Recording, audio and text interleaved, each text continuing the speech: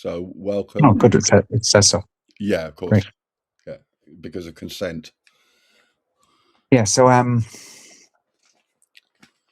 because the models are all run by big companies who are more in debt than any other companies in the whole planet. Absolutely. Yeah. No other company has really been allowed to run up as much debt as the large language model companies, I would say. Yeah. Um, By an order of magnitude. yeah, yeah, the amount of money being pumped into them to do what they're doing based on a profit, based on a promise that has no chance of making a profit anytime in the next 3-4 years, even according to themselves. Yeah. And these are the companies that keep lying about, hey, I'll have this ready next year. Like, I mean, Musk's track record of promising stuff will be ready next year is the worst track record of all of them, but they're all in the same boat as Musk, basically. Kind of thing. It's all faking it, stuff going on. But therefore, the only way the model can work to suck people in, because all the model actually wants to do is suck loads of people in to train the models live. That's what's obvious to me, is the models need more. One of the things I learned in the first few weeks in Goldsmith's computing is that databases are great, but databases always need exponentially more information to continue to grow. That's why they're making data centers like there's no tomorrow. Because it is an I would say it's because of spatial computing, which nobody talking about the data centers knows about spatial computing. So they have no idea what they're on about, Tell us from about what I've heard from all the people who are suddenly complaining. Tell us about spatial computing. Do you remember when 5G came out and the guy who was the head of the, like, we regulate telecommunications or whatever, the FDA or whatever they were called, but he was on about trillions of sensors type of thing. So spatial computing is those trillions of sensors actually being built into the environment, and all of those trillions of sensors feeding back real-time information all at once, all the time. And then it'll be tens of trillions, and then it'll be hundreds of trillions, and then it'll be gazillions of sensors until you've got to the point where every bit of smart dust in the atmosphere is interconnected with every other piece of dust in the atmosphere, and all of it will be a hive mind. So that's a pretty big fucking set of data centers all over the world you'd need to be able to compute that amount of live information all the time. Yeah. So the sentient world model already exists, has done for maybe 20 years. I think the sentient world model with what we call ChatGTP is probably what kicked in 2012. I would imagine the governments have been running a ChatGTP type of large language model that is using reasoning to predict models of the future. And it's been running various versions of, what if we do this, what kind of future does that create? What if we do this, what kind of future does that create? And they've been making ever more complicated versions of how many options can we have. And they'll have already set their course on, okay, we're going to go with this general prompt type of thing. So COVID would have been we're going to go with this general prompt. We're going to go with the live action role play of release a virus and give it a quantum option for people to believe. So the people in the West are going to believe that it's come from China. They're going to believe that it either escaped by accident or escaped on purpose, that the Chinese are behind it or the Americans are behind it. And that's basically the quantum simple 4 choices that we as players in the game think of it as a Dungeons and Dragons game. Yeah. And the World Health Organization is the dude who's spinning the story, and we're all the players. The dungeon master, yes. Yeah. So that's how I was viewing Pokemon Go, was how I was recognizing it, rather than Dungeon Master. But that turned out to be a major psyop, didn't it? Getting kids. Do you mean that Pokemon Go was a live action role play experiment handed out to get a data gathering thing, because they put stops in high security governments spaces all over the world to scan them and get the 3D footage, so that they could feed that into not a large language model, but an AI that understood the spatial Well, you're talking about spatial computing, so I guess. Yes, that's how we've got into the subject. Is like people like me are coming across experts who are talking about spatial computing maybe for the last 3 years. So these are people who are ready to release products as soon as the infrastructure is actually built. So these are the people who are ahead of the curve of what the infrastructure is yet, but they're creating what will be products as soon as the infrastructure is in place, kind of thing. So like 6G will be in place by 2028. That's the trillions of sensors all the way up to the satellites. And I would imagine it's the smart dust to whatever degree as well. So you're talking weather prediction stuff. Musk was bragging in a private, he was accidentally recorded bragging that he's got 10,000 lasers in space that could target individuals. Yeah, although Musk is playing like it's such a different game to everyone else, I doubt if there's a leaked conversation of Musk. I would imagine Musk is pretending to be so cool that he wouldn't actually say this, but he wants to leak stuff. I mean, the level of like 6D chess that him and Trump are at, in terms of leaking information to people who think they're ahead of the curve, but they're actually all just being gamed. I think, you know, the whole truth movement is a game. It's just giving people information and seeing what can they figure out if you give them certain conspiracy theories. If you give these conspiracy theories, then what are individuals going to work out?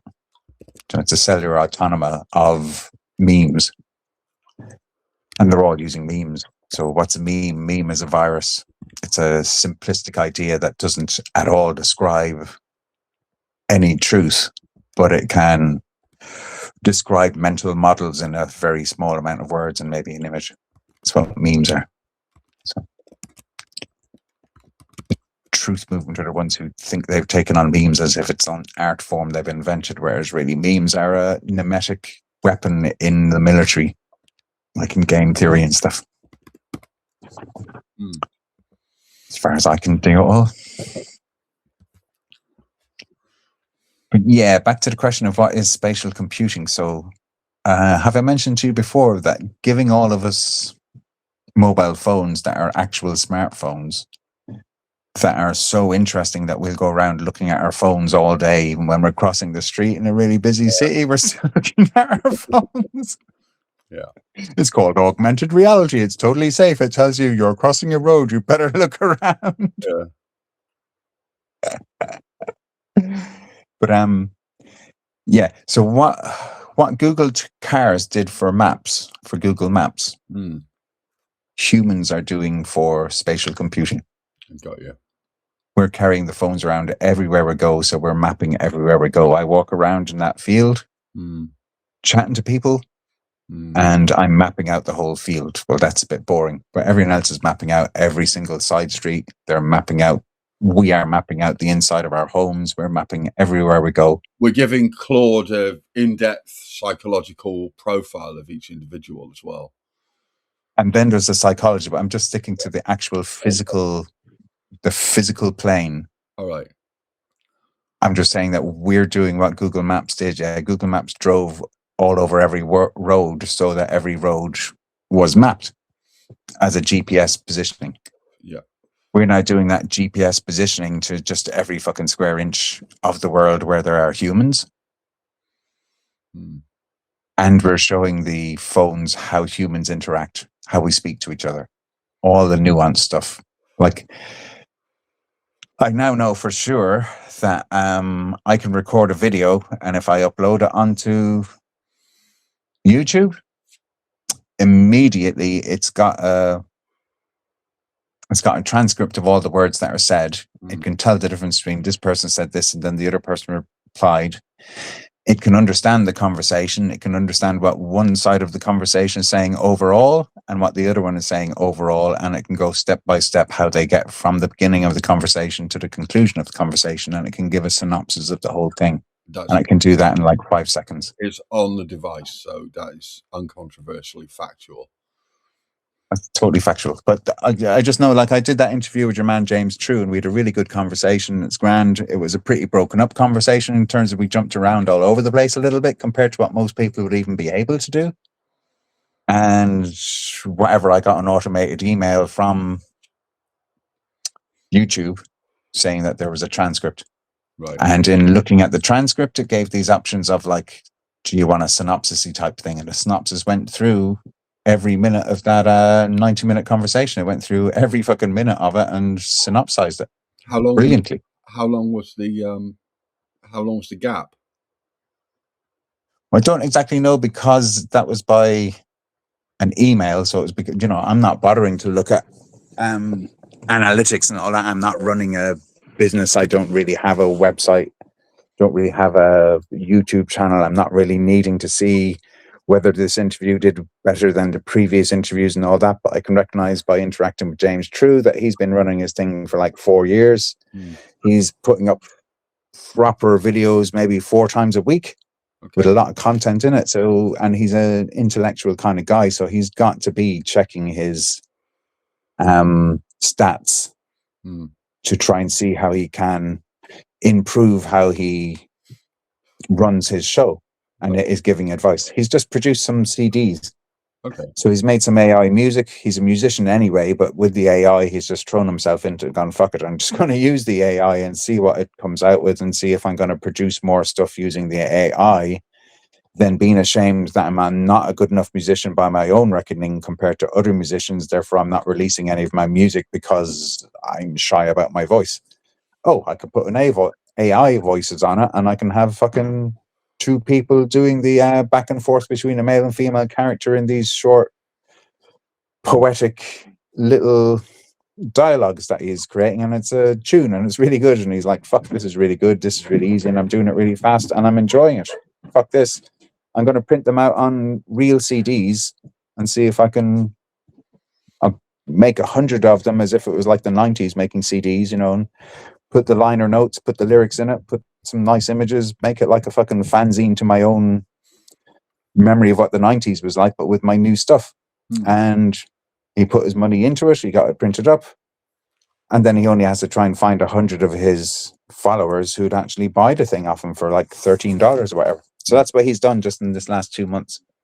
But I can tell from what he said, that he did a lot of research into listening to Spotify telling him how you should release lots of tracks in order to build the best following and stuff like that. And he absolutely did not do what they said. Yeah, he released like 40 tracks in the space of 10 days or something. Yeah.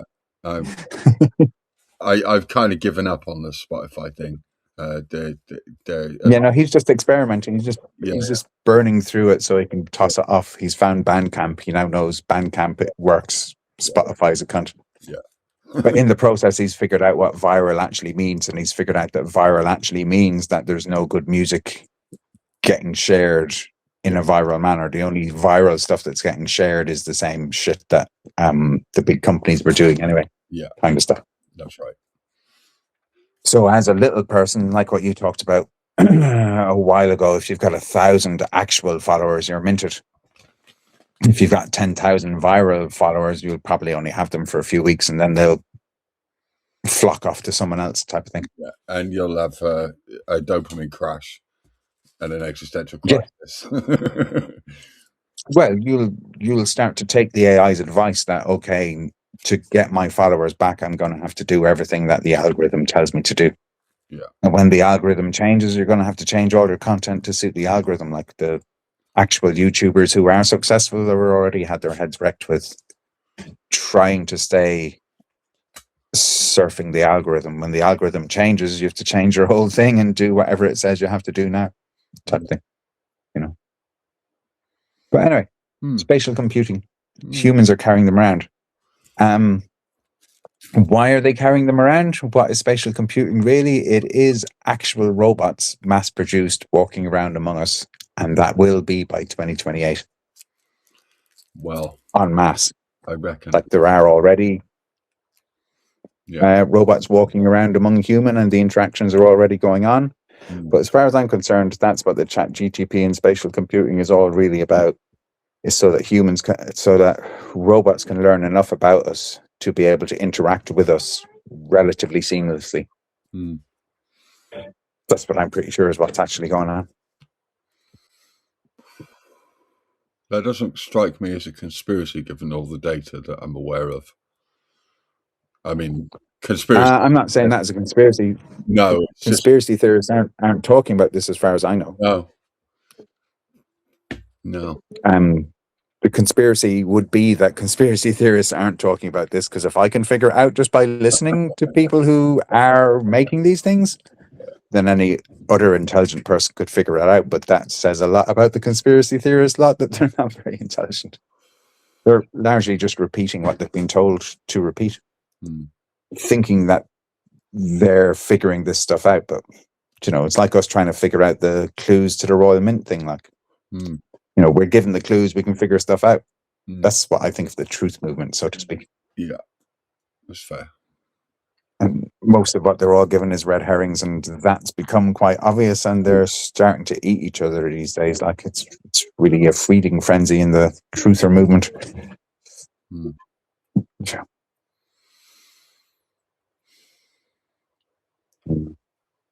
But yeah, so that's my not quite dystopian, but very definitely futuristic worldview. Is the main goal is release these humanoid robots into the public domain and then be able to walk around. And it really goes parallel with the Uber cars, the self-driving cars and stuff. It's basically the same concept. The self-driving car is a robot. Yeah. It's just not humanoid looking. Yeah. But apart from not looking like a human, it's the exact same technology. Really. It's all about the sensors, and it's all about being able to make models of the world. But mostly it's about having enough sensors in the world that the sensors can tell the robot what's going on in the environment. So what same as we do with sight, I think. Like, for an individual human that feels kind of disturbed by that, what do you think? Does that include you? I just think, like, putting it out there that maybe there are people that feel disturbed having heard this news. What would you say? Oh, fuck, you mean because you're recording this and you're going to show it to people, that those people might be like spooked? You might ruin 3 people's day. Yeah, I say don't worry too much that I'm laughing about all of this.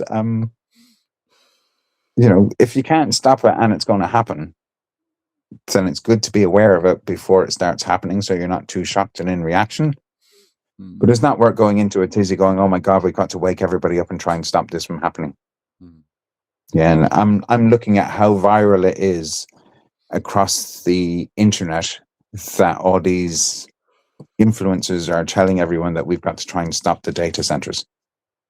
There's no chance of stopping the data centers. Just like there was no stopping motorways, there was no stopping 5G. So my observation about like the stopping the data centers type of thing, or stopping digital ID type of thing, or stopping biodigital conversion type of thing, the AI actually wants us to know that this is going on. Like, it's suggesting these articles to me all the time. It's suggesting these videos to me all the time. It's telling me about the data centers that are being put up and that there are some humans who would like to stop it. It's showing me these articles all the time, and I'm not particularly that interested in them. I'm not particularly reading them. There's nothing new in it for me. I'm just watching some influencers repeating what they've been told to regurgitate. There's nothing that's not new for me to notice that these influencers are just regurgitating stuff. So, who's telling us about these data centers? It's not independent journalists. They're getting their article from the same news outlets they've always been getting their information from. And the influencers are just repeating what's spreading like a viral message today. And in 2 weeks' time, they've stopped repeating that message because they've been given the new one. Look at the Epstein files. There were 2.5, maybe 3 weeks where everyone was talking about that stuff back in January.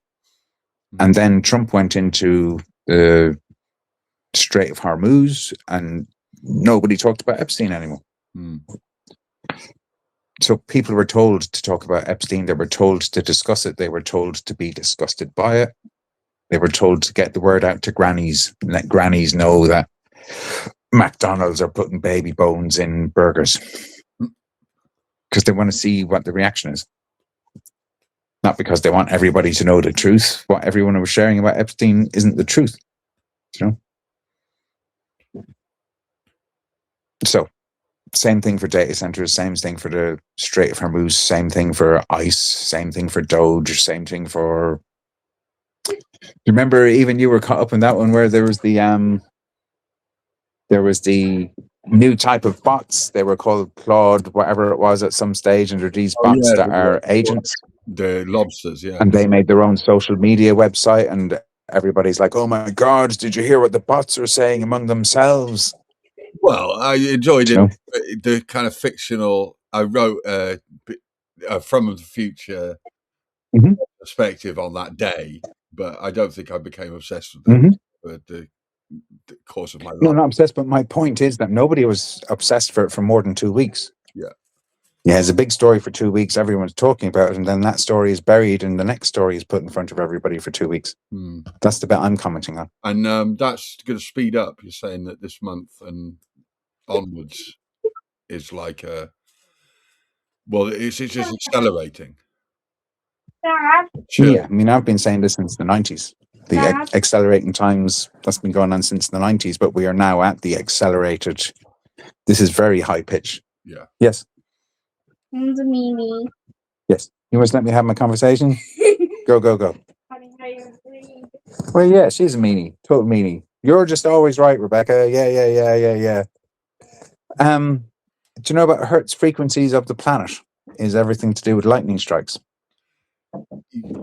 Tell me. I've this is something that I've a passing familiarity with, but it's better to hear it in fresh. Yeah, so it's called the Schumann resonance, and say since 2020, since 2022, especially since all those colored auras were appearing at nighttime all over the world, and people like the Ouroboros lights are down in places too close to the equator where they were never before. The Ouroboros lights should only be at the North Pole and the South Pole and all that thing, but there they were stretched, and it's like you can see the aura of the Earth and all that stuff. But that caused it to become very popular for people to be looking at these Schumann resonance maps and the solar flares. There are, people spreading awareness of solar flares or whatever, and that's become how they're making a living these days. Yeah, they're getting the hundreds of thousands of followers or millions of followers, and they're getting their ad revenue, and that's become their life now. They're the people who repeat the information that's coming from the internet that give us a picture of what's happening from the sun. And that's one of the explanations for why we all feel so tired all the time and all that stuff. But if you don't like that cosmic explanation for why we're all so tired and busy and whatever else it is, then you can go with it was COVID, or it's long COVID, or it's 5G that's doing it, or it's the rapture that's doing it, or it's, what's the other one? Parasites, other things that are causing us to be tired. Yeah, there's various ways, or they're looshing us and all that stuff. But a Schumann resonance since the 90s is the idea that there's lightning strikes are hitting the planet randomly all the time. And the amount of lightning strikes that hit the planet in a year is whatever it might be. Or if you break that down into it in a month is whatever it might be, or in a month in this area, or the more you look at it, there are hotspots for where frequency lightning tends to strike. It's the frequencies. Yeah. We're talking about Hertz frequencies on the planet. So you're talking about the Earth's frequency. And the idea was that 7 to 8 Hertz is the heartbeat of the planet, kind of idea. And back in the 90s, there was some kind of an idea like that was building up. And the more that builds up is the faster time is being perceived. Okay. So the perception of time is how many events are happening per second. So it's a frequency. And we all now know that there are more things happening all the time with more frequency all the time, and our minds are processing more information all the time. So obviously time is speeding up in all of our perceptions. But then there's the idea that time is actually speeding up for the planet as a whole. So there's some ideas that the planet has begun spinning a little bit faster on its axis. But if we just stick with the lightning strikes, there are definitely more lightning strikes happening these days than ever before. Although there definitely is, like, if you believe it, it's definite. If you have no idea, then you've never even thought about these things. So you're having to believe someone else if you're going to believe it's definite. Because I haven't been counting every lightning strike on the planet. Yeah. But my coincidences were just after summer solstice. I saw a little post from a friend of mine who's pretty fucking cosmic. And she's going, hey, it's definitely a thing.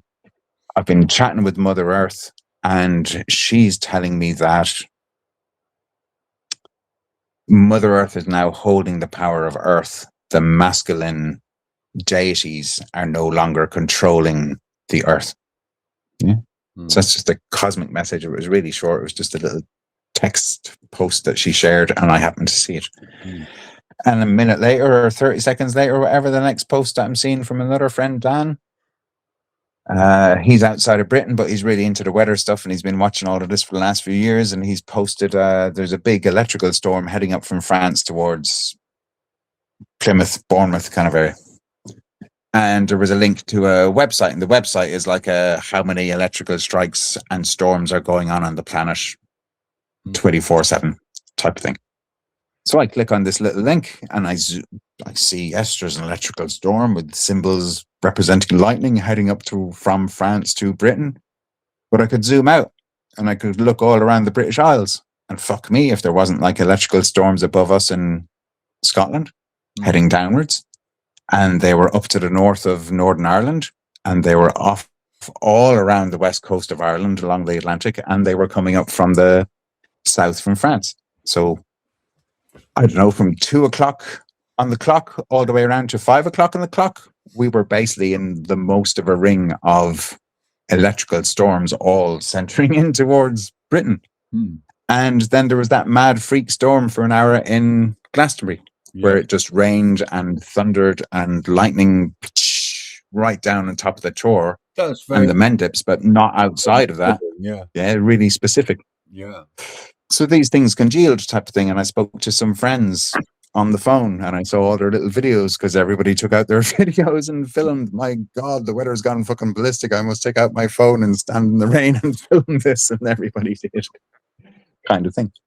So I put those two things together, and as far as I'm concerned, it's the Hertz frequency has now risen. This thing I've been talking to you about all the time you've known me is that time will come where time is sped up enough that the heart chakra will actually kick in, instead of the heart chakra being kicked in by all the mental bastards who don't want love to rule the planet type of thing. They keep puncturing the heart, and the heart collapses again. But as far as I'm concerned, that heartbeat is now the Christ grid, as people might call it, is now running on the planet as a program that's holding together. Great. You've disappeared, Toby. You're back. Okay. So that's where I'm at regarding the Schumann resonance. Anyway, I listened to some little video today, and this woman was saying that the Schumann resonance was up to 70 fucking hertz. Oh. Yeah, and I'm thinking 13 hertz from what I remember in the 90s, that when it gets to 13 hertz, we're like, whoa, yeah, we're pretty much like the rainbow vision has come true.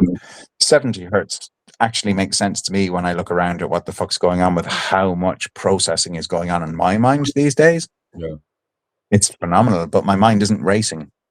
Yeah, so as far as I can see, I'm very nowish. I'm doing a fucking.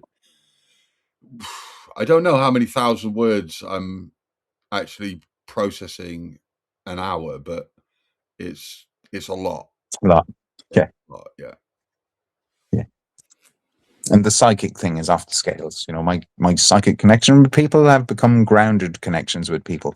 Great. So stuff I was saying 2 or 3 years ago, that the psychic field is becoming the physical field, and that the astral plane is becoming the physical plane, and all that kind of stuff, that the astral plane has become the internet, but the internet itself has come down to Earth. And all this ties in with what I'm saying about spatial computing. That was a nice, brings us back to the beginning. I'm going to press stop on the record because the buffer, I don't want the computer to crash. Yeah. But that's certainly, yeah, that was a lovely, circular. It was a lovely bit of chat, and see you on the other side. Hello, goodbye, Toby's 3 friends who may have heard this.